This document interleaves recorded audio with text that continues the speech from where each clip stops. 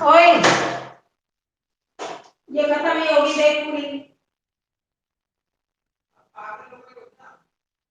तू पागल हो गया, तेरे नीचे नाड़ कट रही है। ऊपर है तो ऊपर की, नीचे तो नीचे क्यों है? मैंने लगा कर टाइम पे ये बंद होगी।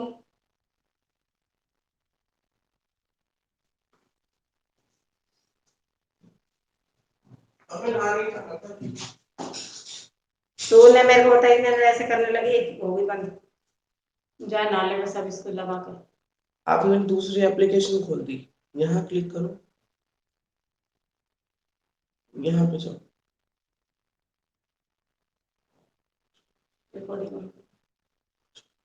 हाँ जी बेटा, आवाज आ रही है मेरी? हेलो। हाँ जी, कौन है? ओके बेटा, अपनी बुक निकालो।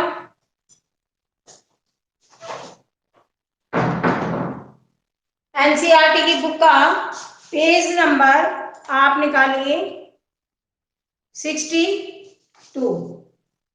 Okay, hello.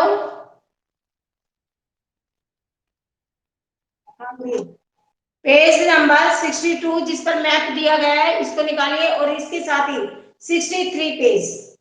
कल हमने पढ़ा था कोयले के बारे में, आज हम करेंगे कोयला और आप इसको खनिज तेल के बारे में पढ़ चुके हैं। आज का जो हमारा टॉपिक है वो है प्राकृतिक गैस।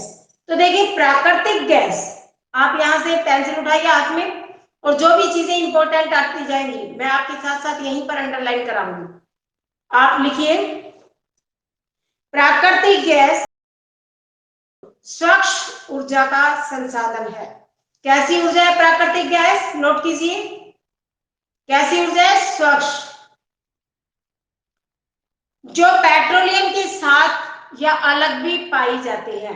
यानी जो प्राकृतिक गैस है ये हमें पेट्रोलियम जहां पर होता है वहां भी मिल सकती है और उसके अलावा भी मिल सकती है। इसे ऊर्जा के एक साधन के रूप में तथा पेट्रो रसायन उद्योग के एक औद्योगिक कच्चे माल के रूप में प्रयुक्त किया जा सकता है। तो सबसे पहले जो प्राकृतिक गैस का स्थान है वो कहां कहां पर मिल सकती है हमें? पेट्रोलियम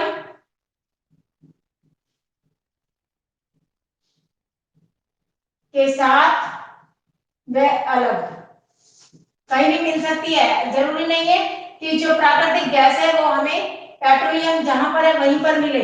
कहने का तात्पर्य ये है कि जहां पर पेट्रोलियम है वहां पर भी मिल सकती है और नहीं है वहां पर भी। ये ऊर्जा का एक स्वच्छ साधन है, यानी पर्यावरण को कम प्रदूषित करता है। ऊर्जा का स्वच्छ और साफ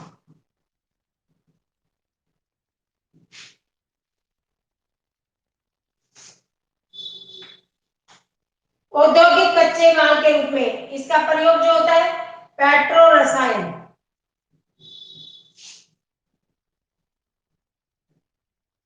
पेट्रो रसायन उद्योग में एक कच्चे माल के रूप में, जैसे हम कपास को सूती वस्त्र उद्योग में कच्चे माल के रूप में प्रयोग करते हैं, उसी तरह से प्राकृतिक गैस जो हम पेट्रो रसायन उद्योग है उसमें एक कच्चे माल के रूप में इस्तेमाल करते हैं। नोट कर लिया बेटा? हाँ जी, हाँ। कार्बन डाइऑक्साइड के कम उत्सर्जन के कारण प्राकृतिक गैस को पर्यावरण उन्मूलक माना गया है। यानी कार्बन डाइऑक्साइड गैस है, इसकी अपेक्षा, इसकी तुलना में प्राकृतिक गैस को, जो कार्बन डाइऑक्साइड गैस होती है ये थोड़ा सा स्मेल देती है, लेकिन प्राकृतिक गैस है ये पर्यावरण के अनुकूल है, इसलिए ये वर्तमान शताब्दी का ईंधन है। यानी जो आने वाला समय है या जो अब चल रहा है उसमें हम इसको अपने अनुकूल मान सकते हैं। कृष्णा गोदावरी नदी बेसिन में प्राकृतिक गैस के विशाल भंडार है। कहां कहां पर? जहां पर कृष्णा है, गोदावरी बेसिन का मतलब है जहां से ये बहती हैं, कृष्णा गोदावरी बेसिन घाटियों में, जहां पर कृष्णा गोदावरी के स्रोत हैं प्राकृतिक गैस के, वहां पर विशाल भंडार पाए गए हैं।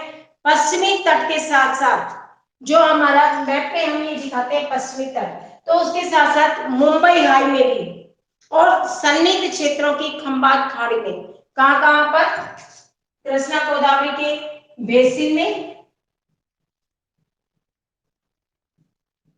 मुंबई हाई में, और आपको क्षेत्र पता होना चाहिए, खंबात की खाड़ी, वहां वहां पर हमें क्या प्राप्त होती है, प्राकृतिक गैस। मेन चीजें आप अंडरलाइन अपनी बुक में भी कर सकते हो और लिख भी सकते हो, ठीक है।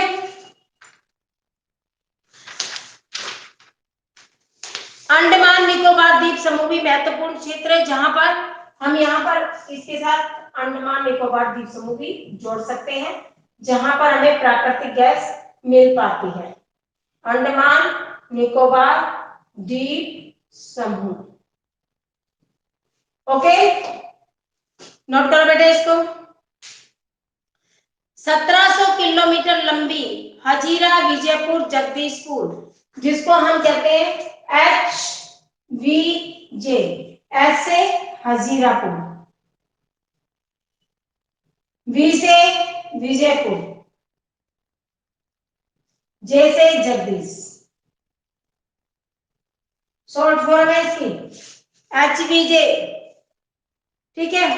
विजयपुर, जगदीशपुर और हजीरा, यहां 1700 किलोमीटर लंबी लाइन है ये पश्चिमी व उत्तरी भारत के उर्वरक, विद्युत व अन्य उद्योगों जो भी क्षेत्र है, ये प्राकृतिक जो पाइपलाइन है उन सबको आपस में जोड़ती है। इस धमनी से भारत के गैस उत्पादन को संवेग मिलता है। ऊर्जा व उर्वरक उद्योग प्राकृतिक जो गैस है उसके प्रमुख प्रयोक्ता है, यानी जितने भी उर्वरक उद्योग है, जो भी ये गैस का उत्पादन करने वाले, वहां पर प्राकृतिक गैस का मूल्य बहुत ज्यादा है। गाड़ियों में तरल ईंधन के रूप में प्राकृतिक गैस संपीड़ित करने के बाद प्रयोग की जाती है। ये आजकल आप देख रहे हो ना, CNG का प्रयोग ज्यादा से ज्यादा हो रहा है। क्यों? क्योंकि पर्यावरण भी साफ रहे और ये जो हमारा प्रदूषण फैलता था उसको भी ये बचाकर रखती है और सस्ता साधन है। बाकी जो खनिज तेल है, जो भी जीवाश्म ईंधन है, उनकी बजाय प्राकृतिक जो गैस है ये सस्ती पड़ती है हमें और ये पेट्रोलियम के साथ साथ पाई जाती है। अपना मैप निकालिए 62 पेज, देखिए यहां से ये आ रही है, ये जो आपके मैप में ये लाइन दिखाई दे रही है, ये वाली, ये जो दिखा रहे हैं, ये आपको दिखाई दे रही है बेटा स्पष्ट? देखो मैं आपके नजदीक ला के दिखाती हूँ, ये वाली जो पाइपलाइन है दिख रही है बेटा, ये पाइपलाइन देखो यहां से आ रही है ये, और ये यहां से होती हुई, ये देखो यहां से, ये कितने राज्यों से होती हुई, हजीरा से, यहाँ ये मुंबई, यहाँ गुजरात के नीचे से हजीरा से होती हुई ये यहाँ से इन क्षेत्रों को क्रॉस करती हुई ये यहाँ तक जाती है। ये प्राकृतिक गैस है, यहाँ से ये पाइप आप वाली, ये आज आपको मैप में ये घर पे देखनी है अपनी बुक से, और ये आपके एग्जाम में भी आ सकती है कि हजीरा जगदीशपुर विजयपुर पाइपलाइन को शो कीजिए। तो इसके बीच बीच में देखिए क्षेत्र कौन से आते हैं, हजीरा, अंकलेश्वर, झाबुआ, विजयपुर, अंता, औरैया, जगदीशपुर, शाहजहांपुर, आंवला और बबराली, साहियाबाद, जहां जहां से क्रॉस करती है और ये गुड़गांव दिल्ली तक जाती है। इसके थ्रू प्राकृतिक गैस सप्लाई होती है। देखिए जो प्राकृतिक गैस है, इसका अगर आपसे कोई महत्व पूछे कि प्राकृतिक गैस का आप मूल्य क्या है, इसका प्रयोग कैसे कर सकते हैं, तो वो कैसे बताएंगे आप? क्वेश्चन बनेगा आपका कि भारत जैसे ऊर्जा की कमी वाले देश में प्राकृतिक गैस एक बहुमूल्य उत्पाद कैसे है? तो इसका उपयोग जो है वो पेट्रो रसायन उद्योग में कच्चे माल की जगह पर प्रयुक्त होता है और ये ऊर्जा के स्रोत के रूप में प्रयोग की जाती है। दूसरा उपयोग इसका प्राकृतिक गैस पर आधारित शक्ति संयंत्र के निर्माण में इसमें कम समय लगता है। दूसरा, उर्वरक संयंत्रों की स्थापना से उत्पादन क्षमता को भी बचाया जा सकता है और एक बार इसको जब बिछाते हैं ना पाइपलाइन को तो काफी खर्चा आता है, लेकिन उसके बाद ये सस्ती पड़ती है। यह ऊर्जा का सबसे बड़ी जो इसकी विशेषता है कि प्रदूषण मुक्त है, ये प्रदूषण मुक्त संसाधन है। और फिर ये कहां कहां पर पाई जाती है ये मैंने आपको लिखवा दिया। 1700 किलोमीटर लंबी गैस पाइपलाइन है ये। मुंबई बसीन से हजीरापुर, विजयपुर, जगदीशपुर तक होती हुई ये आगे जाती है। अब आते हैं हम नेक्स्ट टॉपिक, ये था प्राकृतिक गैस। अब आते हैं विद्युत उत्पादन।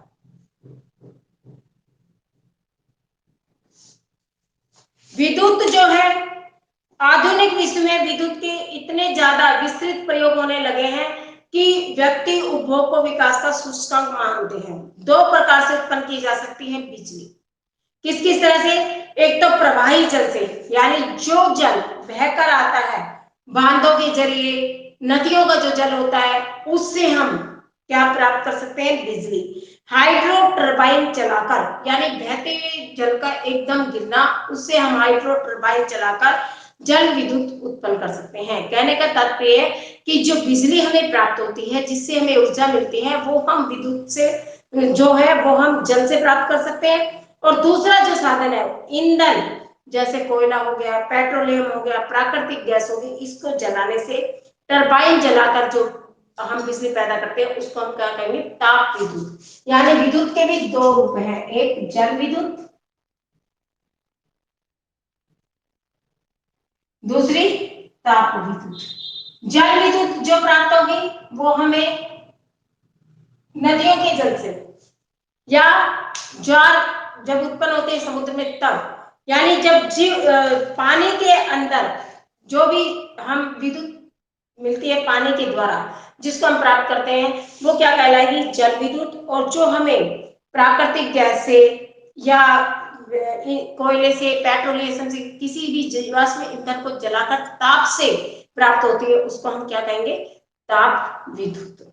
एक बार उत्पन्न हो जाने के बाद, चाहे वो ताप से पैदा हुई हो, चाहे वो आपको पानी से बिजली पैदा हुई हो, बिजली बिजली है। एक बार जब हमें कोई विद्युत प्राप्त हो जाती है, बस उसको ये है कि हम जैसे जैसे नवीनीकरण आता है, जैसे जैसे टेक्नोलॉजी का ज्यादा ज्ञान होता है, तो हम संसाधनों का प्रयोग और बेहतर करते चले जाते हैं। देखिए, पहले केवल एकमात्र साधन था कि हम केवल पानी से ही विद्युत पैदा कर सकते थे, लेकिन अब हम ताप से भी पैदा कर सकते हैं, क्योंकि धीरे धीरे मनुष्य की नॉलेज बढ़ती है, और जब बढ़ती है तो वो संसाधनों का उपयोग और ज्यादा अच्छे तरीके से करना स्टार्ट कर देता है। मानचित्र की सहायता से अपने राज्य के ताप विद्युत गृह को ढूंढिए। आज का जो भी आपके होंगे ना, इससे मैप से संबंधित जो भी क्वेश्चंस बनेंगे, आपको एक तो करनी है प्राकृतिक गैस। मैप वर्क में प्राकृतिक गैस कहां से कहां तक ये जा रही है, इसकी लाइनें, ठीक है।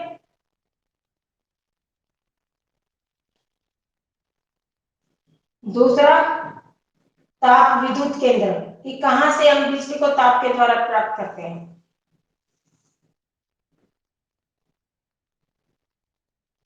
तीसरा जल विद्युत केंद्र, जहां जहां पर भी बांध है, नदियां हैं, वहां से ताप विद्युत केंद्र करने हैं आज आपने।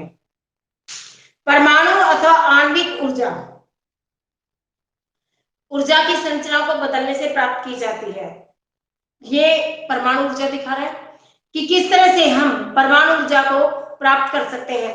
जो भी छोटे छोटे अणु होते हैं, उनके विखंडित होने से परमाणु ऊर्जा प्राप्त की जा सकती है। जब ऐसा परिवर्तन किया जाता है तो उष्मा के रूप में काफी, यानी उष्मा गर्म होती है, उष्मा के रूप में काफी ऊर्जा विमुक्त होती है, और इसका उपयोग विद्युत ऊर्जा उत्पन्न करने में किया जाता है। यानी परमाणु ऊर्जा से कि अणुओं की जो संरचना है उसको बदलकर भी हम क्या प्राप्त कर सकते हैं?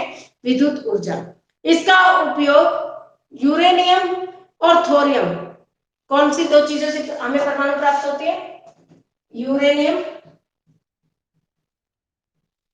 और थोरियम। ये कहां पर है? झारखंड में, उड़ीसा। ये राजस्थान की अरावली पर्वत श्रृंखला में भी पाए जाते हैं, झारखंड और राजस्थान में। पहले आप ब्लैक बोर्ड वाला इतना नोट कर लो, फिर मैं इसको रब कर देती हूँ, फिर आगे करवाती हूँ, ठीक है। ऊर्जा के उत्पादन में हम आणविक ऊर्जा का प्रयोग भी करते हैं। केरल में जो मोनोजाइट रेत है, जो बालू के कण, हेलो, हाँ जी बोलो, क्या पूछ रहे हो?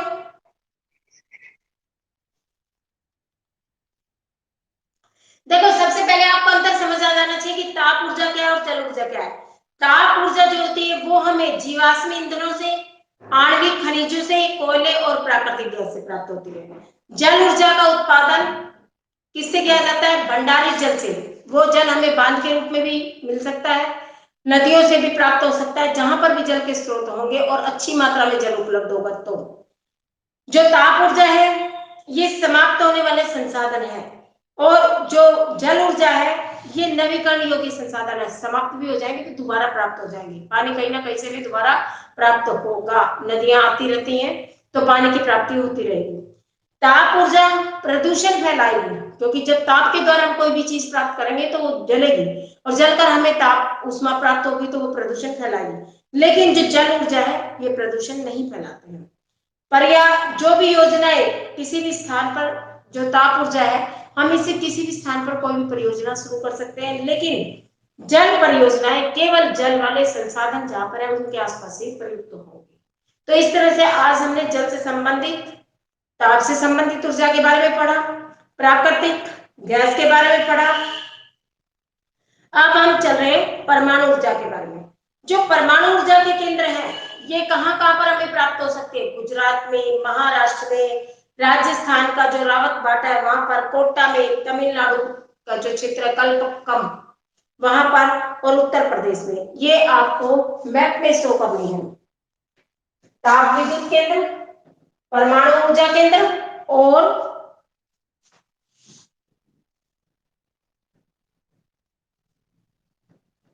मैप को साथ में भरना है एनसीईआरटी की बुक से देखकर। ये सारे स्थान है, और उत्तर प्रदेश में नरोरा, ये मैप में पूछे जा सकते हैं आपसे। इतना करिए आप अभी।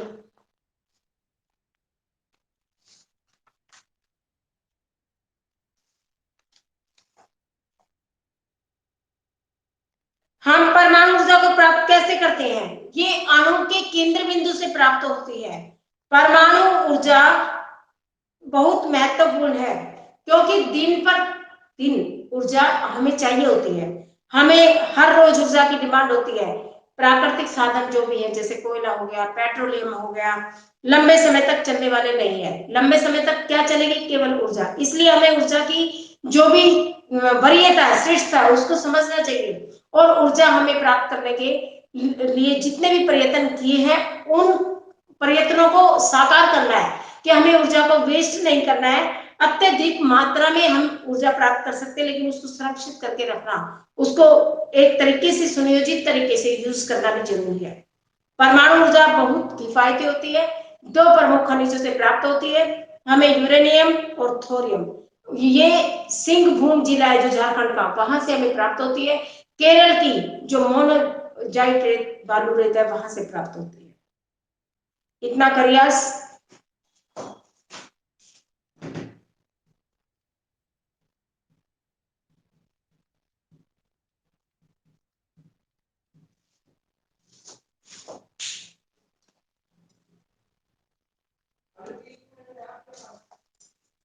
देखो अपना मैप निकालो बेटा 64 पेज पर। यहाँ पर ये देखो, ये वाला पेज निकालना हमने 64 पेज पर। आणविक और तापीय दो तरह की ऊर्जा दिखा रखे। आणविक का मतलब है जो ऊर्जा हमें अणु से प्राप्त हुई, तापीय जो विद्युत से प्राप्त हुई, जो हमें ताप से प्राप्त हुई। तो रेड जो मार्क दे रखा है ट्राइंगल शेप में वो आणविक ऊर्जा, जो गोल्ड डॉट दे रखा है वो तापीय है। कहां कहां पर मिल सकती है? मेन क्षेत्र देख लो।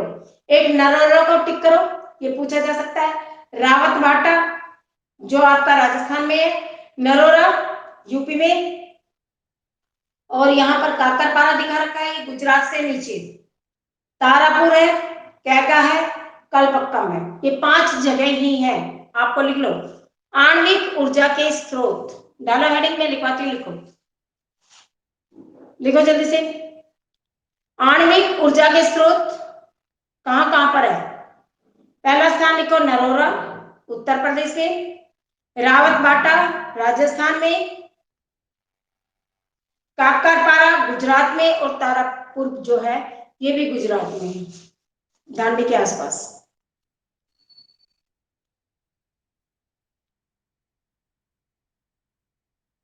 कैगाम महाराष्ट्र में, कलपक्कम,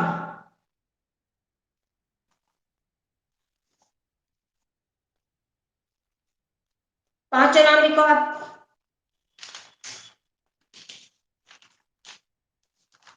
ठीक है, उसके बाद ये जो बचते हैं तापीय ऊर्जा वाले, तापीय ऊर्जा के 5 कोई बढ़िया क्षेत्र कर लो। एक नवेली करो, तूतीकोरन कर लो जो ज्यादा इंपॉर्टेंट है, नासिक कर लो,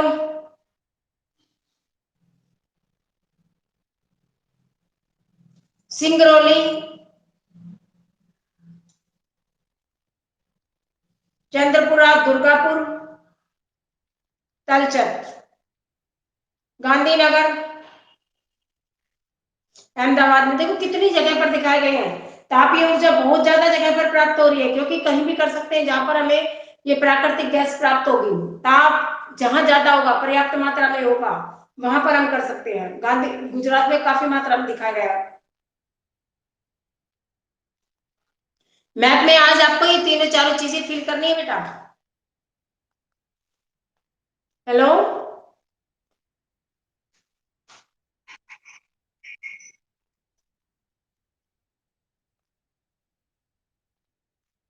जल्दी देखो बेटा इसको।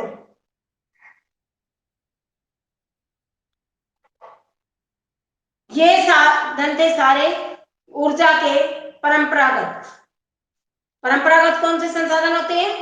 जो अनवीकरण योग्य संसाधन होते हैं, जो एक बार खत्म हो गए तो जल्दी से प्राप्त नहीं होते, जैसे कोयला है, पेट्रोलियम है। और गैर परंपरागत वो संसाधन होते हैं जो हमें ऊर्जा के रूप में प्राप्त होते हैं। सौर ऊर्जा हो गई, पवन ऊर्जा है, ताप ऊर्जा है, विद्युत ऊर्जा, कोई भी। ये संसाधन जो भी परंपरागत होते हैं, ये 100-200 साल तक के बाद खत्म हो जाएंगे। लेकिन जो ऊर्जा के स्रोत है, कौन से गैर परंपरागत, वो कभी खत्म नहीं होते, इसलिए इनको बनाने में ज्यादा महत्व दिया जाता है। वायु तथा जल प्रदूषण फैलाते हैं परंपरागत संसाधन, जबकि गैर परंपरागत संसाधन कोई भी प्रदूषण नहीं फैलाते। तो देखिए, हर तरह से अगर हम देखें ना, प्रदूषण फैलाते हैं, काफी लॉन्ग टाइम तक रहेंगे, किसी भी स्थान पर पैदा कर सकते हैं ज्यादा, तो ज्यादा बेहतर कौन से हैं? गैर परंपरागत ऊर्जा के संसाधन। ऊर्जा के, अब बुक पे आइए 65 पेज पर। ऊर्जा के बढ़ते उपयोग ने देश को कोयला, तेल, गैस जैसे जीवाश्म ईंधन पर ज्यादा निर्भर बना दिया है। गैस से तेल की बढ़ती कीमतें, आए दिन आप देखते हो पेपर में, आज इतने पेट्रोल के दाम बढ़ गए, आज इतना ज्यादा डीजल महंगा हो गया। तो उससे क्या होता है? कमी होती है। जब ज्यादा कमी होती है तो कीमतें बढ़ जाती हैं। भविष्य में इससे क्या होगा कि जो ऊर्जा की प्राप्ति हमें होनी भी असंभव हो जाएगी, यानी हम चिंता में रहेंगे, अनिश्चित, कि पता नहीं चीजें मिल पाएंगी या नहीं मिल पाएंगी। इसके राष्ट्रीय अर्थव्यवस्था में लगातार जो दाम बढ़ रहे हैं या इसकी कमी हो रही है, वो एक चिंता का विषय है। इसके लिए जीवाश्म ईंधनों का प्रयोग करने के लिए बल दिया जाता है। पर्यावरणीय समस्याएं उत्पन्न होती हैं। नवीकरण योग्य ऊर्जा संसाधन, बजाय, मतलब कहने का तात्पर्य है कि जो भी ऊर्जा के परंपरागत संसाधन है, ये एक समस्या को क्रिएट करते हैं। हालांकि हमारे पास कोई स्रोत नहीं है तो हमें प्राप्त तो करनी है, और इतना बड़ा देश है तो उसकी जो संसाधन है, जितनी मात्रा में प्राप्त होंगे उतने ही कम पड़ जाते हैं, इसलिए हम उनको यूज कर रहे हैं। अभी तक हमें इनकी ऊर्जा स्रोतों की जानकारी नहीं थी, तो उससे पहले हम परंपरागत साधनों पर ही थे, कर रहे थे ना यूज आज तक भी तो। लेकिन जब हमें उससे बेस्ट चीज मिल गई है, तो उस ऊर्जा संसाधन, उसको हमें विकसित करना चाहिए। वो ऊर्जा हमें कहां से प्राप्त हो सकती है? सौर ऊर्जा से, पवन ऊर्जा से, ज्वारीय ऊर्जा से, जैविक ऊर्जा से, अवशिष्ट पदार्थों से, हमें कहीं से भी ये ऊर्जा प्राप्त हो सकती है, जिसे हम क्या कहते हैं? गैर परंपरागत ऊर्जा के संसाधन।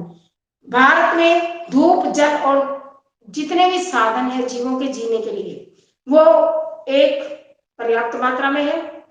उनसे हम नवीकरण योग्य ऊर्जा प्राप्त कर सकते हैं, और बेहतर हम आगे अपने जीवन को और थोड़ा सा सफल, सुगम बना सकते हैं। जैसे रोज आए दिन लगता है कि आज डीजल कम है, आज पेट्रोल के दाम बढ़ गए, और साधनों के बिना इंसान कुछ नहीं कर सकता। कारखानों में है या घर में, दैनिक जीवन में हमें ऊर्जा किसी न किसी रूप में चाहिए होती है। तो जैसे जैसे हम ऊर्जा के नए स्रोतों की तरफ बढ़ रहे हैं, उनका ज्यादा हमें फायदा महसूस होता है, तो उसका यूज करने का तरीका आना चाहिए, उसको बनाना आना चाहिए। अब अगले टॉपिक पर कि सौर ऊर्जा हम कैसे प्राप्त कर सकते हैं, हम तापीय ऊर्जा को कैसे प्राप्त कर सकते हैं, ज्वारीय ऊर्जा कैसे बनती है, एक एक ऊर्जा के बारे में हम कल से अध्ययन करेंगे। आज प्राकृतिक गैस के बारे में, हमने तापीय ऊर्जा के बारे में और जो विद्युत ऊर्जा थी इसके बारे में पढ़ा। ठीक है, गैर परंपरागत संसाधनों के बारे में हम कल पढ़ेंगे। आज हमने परंपरागत संसाधनों को कंप्लीट किया है और शायद आपका अगली क्लास का टाइम हो रहा है, लगभग 2-1 मिनट है, तो नया टॉपिक शुरू भी नहीं करेंगे। नया स्टार्ट करते ही फिर आपको वो कंप्लीट करना पड़ता है, लंबा टाइम लगेगा उसमें, तो उसको हम कर पाएंगे। आप बताइए, आपको कहीं पर कोई दिक्कत, या बेटा क्वेश्चन आप उतार रहे हो ना रोज की रोज जो मैं आपको भेज रही हूँ? हेलो, हाँ जी, क्वेश्चन अपने साथ साथ लिखते रहिए और अपनी अटेंडेंस लगाइए बेटा प्लीज। जो भी बच्चे आए अपने अटेंडेंस वाले मार्क को क्लिक करो। जो भी यहाँ ज्वाइन हुए बच्चे आज, बेटा अटेंडेंस अपने प्लीज लगाओ। ओके, हाँ जी।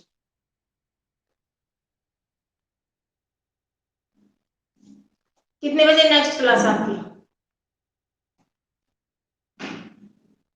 हेलो, नेक्स्ट टाइम क्लास का टाइम हो रहा है, कितने बजे बेटा आपकी? आपकी कोई प्रॉब्लम है तो बताइए। जब मैं आपके टेस्ट लूंगी ना, फिर नंबर पूरे आने चाहिए। ज्वाइन बहुत कम बच्चे हो रहे हो, पता नहीं क्या बात। अभी तो कोई टेस्ट शुरू नहीं हुए, कोई आपकी नोटबुक में चेकिंग हो रही है, फिर भी आप आते हो, सुन के चले जाते हो। क्या पता क्या रिस्पॉन्स आपका आ रहा है। टेस्ट से पता लगेगा, नोटबुक से पता लगेगा। अपना काम कंप्लीट रखिए, किसी भी दिन लिए जा सकते हैं।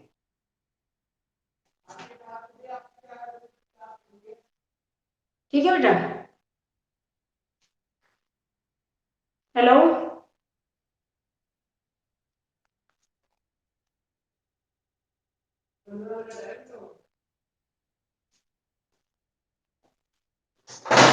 क्यों 10:50 हो गया, 15 से बदल दी तो ज्यादा तो अपने फोन से खेलो के हिसाब से।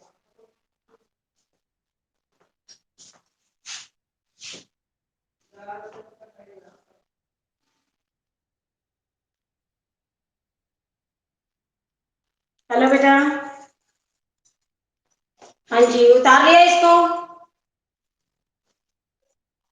हाँ,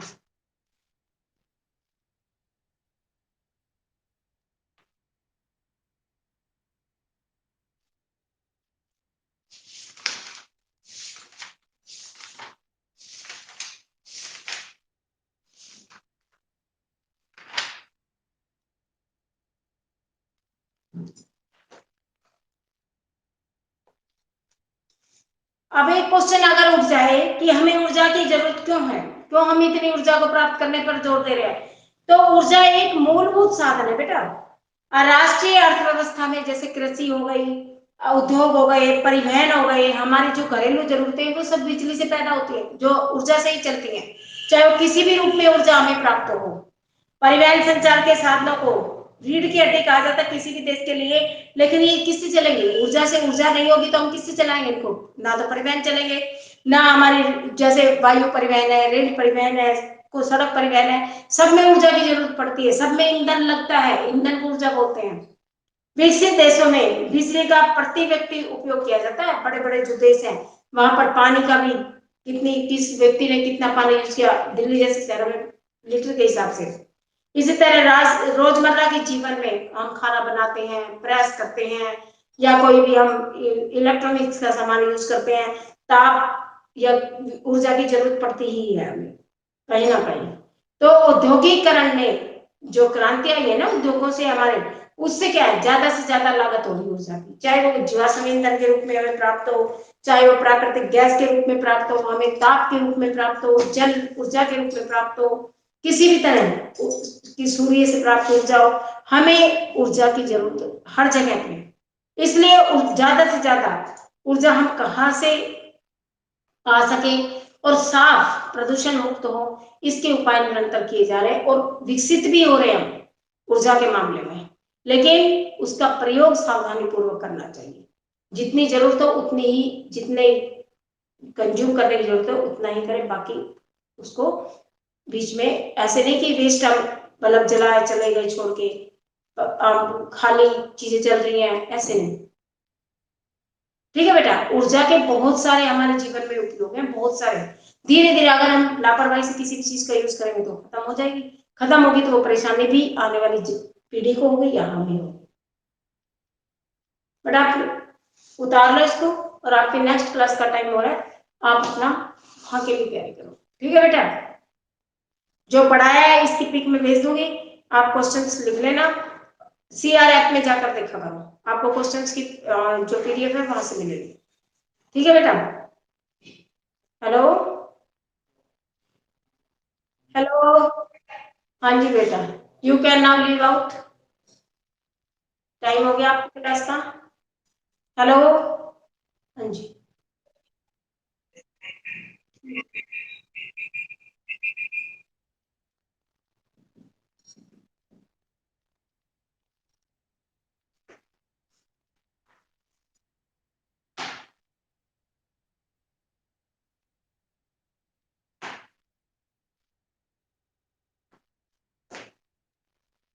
छोड़ो बेटा क्लास, लीव आउट करो एक एक करके। हाँ जी,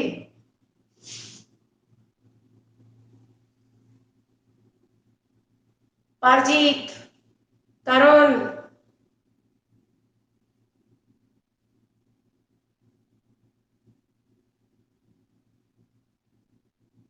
अर्पित, ये कौन है जाहिर, एक एक का नाम लेके बंद करवाने पड़ेंगे हैं।